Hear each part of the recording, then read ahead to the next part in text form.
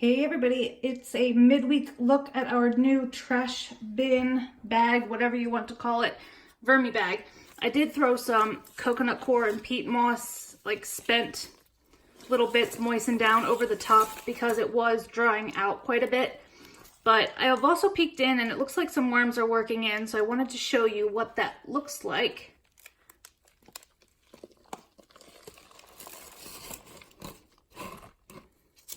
I'm going to move my light down into the bin a little bit. See if I can perch it somewhere without having it fall right on in here. But the worms are all up through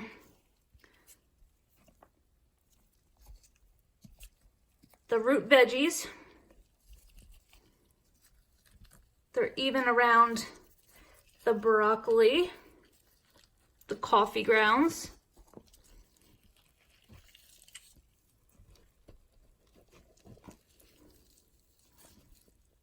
and I'm seeing European night crawlers, which I rarely see come out in these bins, which is kind of exciting that they're working up here as well.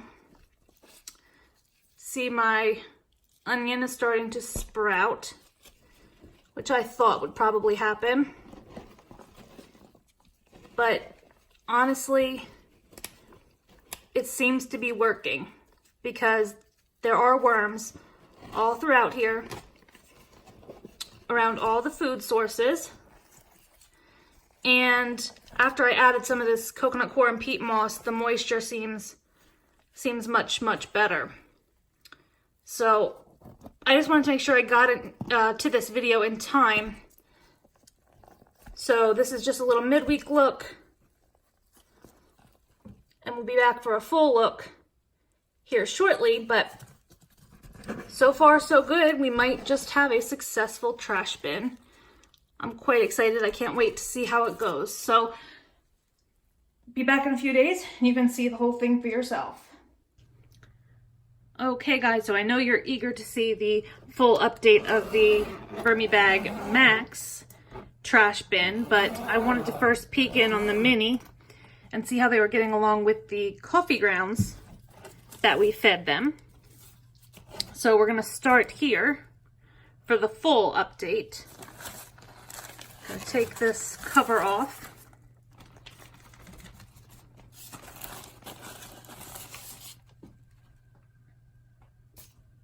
And let's take a peek.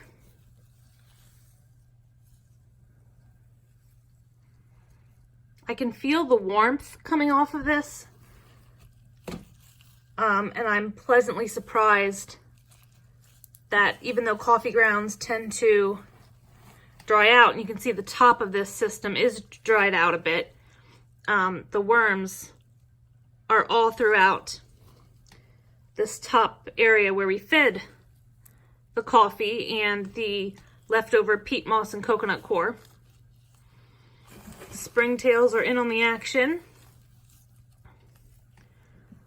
But I want to keep these guys up top. I'm gonna film some updates later this week of the harvests of a few of my bins. But I want to continue to encourage these worms to stay up top until I'm completely ready for that harvest.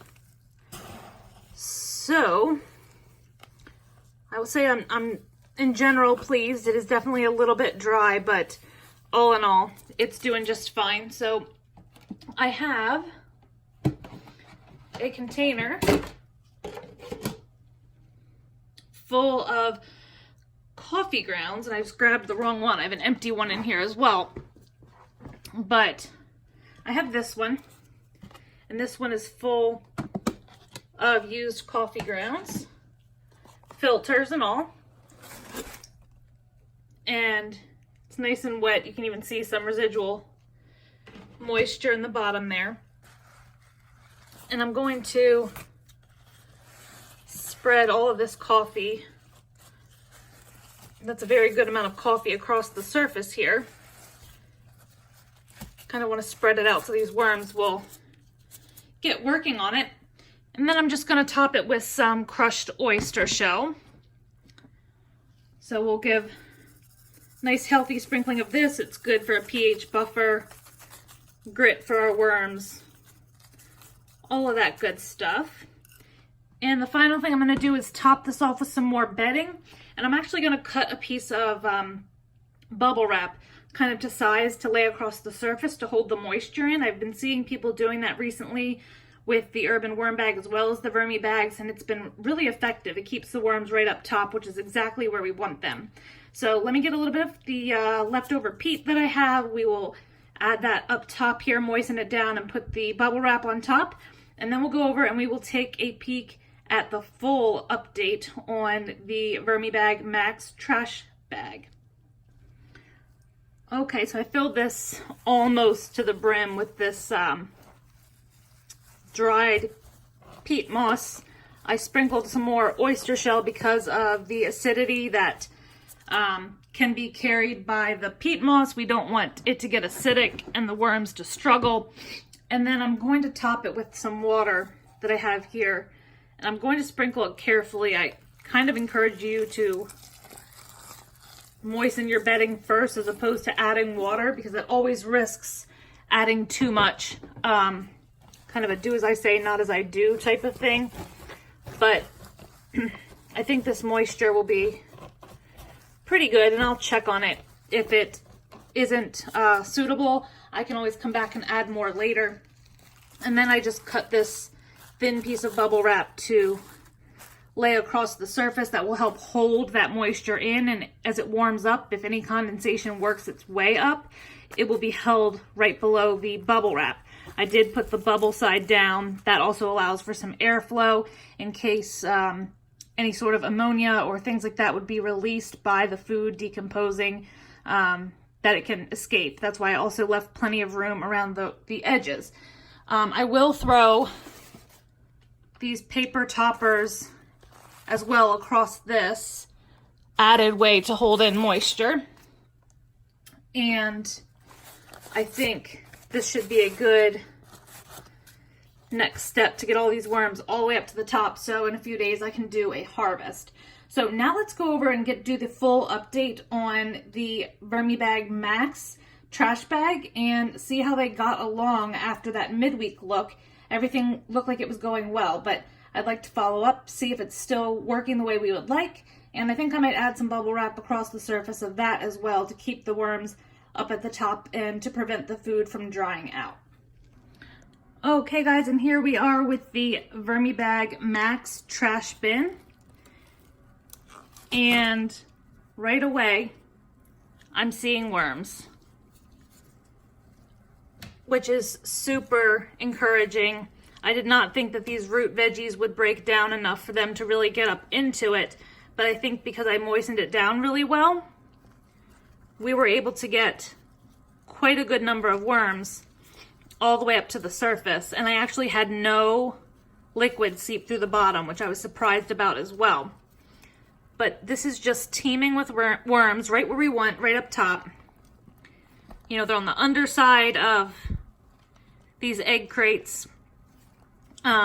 There's the thicker cardboard down the bottom. I don't know if I can pull it up, but if you can see underneath, there's very few worms. So these worms have decided to move all the way up into this region where we have all of these yummy foods for them. There's a European nightcrawler. This bin has European nightcrawlers and red wigglers.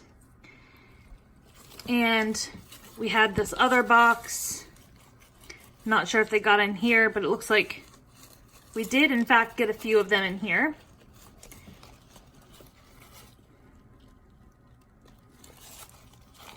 So they're doing really, really well. I'm surprised.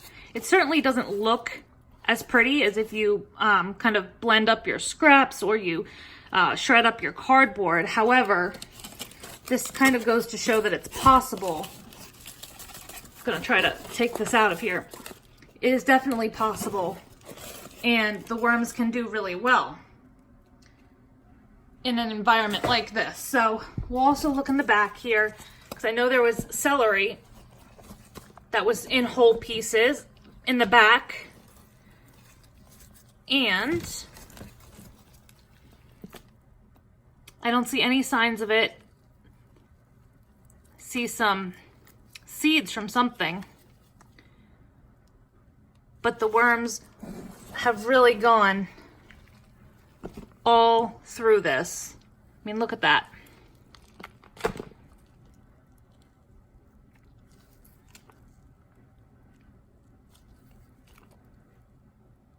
Very few pests I'm seeing in here, which is encouraging as well. It means that we didn't overfeed and it's a healthy system. But all in all, I could not be more excited about this. This exceeds my expectations already. And these thick pieces of cardboard, the worms always love these. And they crawl through the flutes. If I can open this up, usually they work their way into these fluted areas. So I'll be eager to see if they continue to do that as this bin continues to work. I'm thinking I will probably skip a feeding because they still do have plenty of food in here. But all in all, it's going quite well, and I think I'll definitely have to stay on top of my updates because they're going to just blow through this. So I am going to pull some of this up and let the castings kind of slide down underneath. But anywhere I dig, it's finished compost. You can see that nice flaky consistency. There's some unprocessed stuff, but nothing catastrophic. And honestly, we could harvest this at any time, and anything that's unprocessed, you just throw back in the top. That's kind of the beauty of the continuous flow through. So, absolutely outstanding results so far. It's only been a week, but I definitely think it's going to work out for us. Things are sprouting. Worms are around food that typically takes a longer time, like these root vegetables. But the moisture feels good. I honestly don't think I need to add any moisture, but I'm definitely going to try to throw a little bit of bubble wrap across the top to hold in the moisture that we have. And we just want to encourage these worms to keep at it. So all this bedding, I'm going to primarily put up top. And I have just some scrap pieces of the bubble wrap, and so I'm not going to worry about covering it entirely, but I am going to just lay a few pieces across the surface here. I think these 2 pieces will do at least a moderately good job of holding that condensation in, especially again as it heats up and the condensation will rise. It will keep it from escaping the bin and hold it in. Next week I can add more bubble wrap if we need to.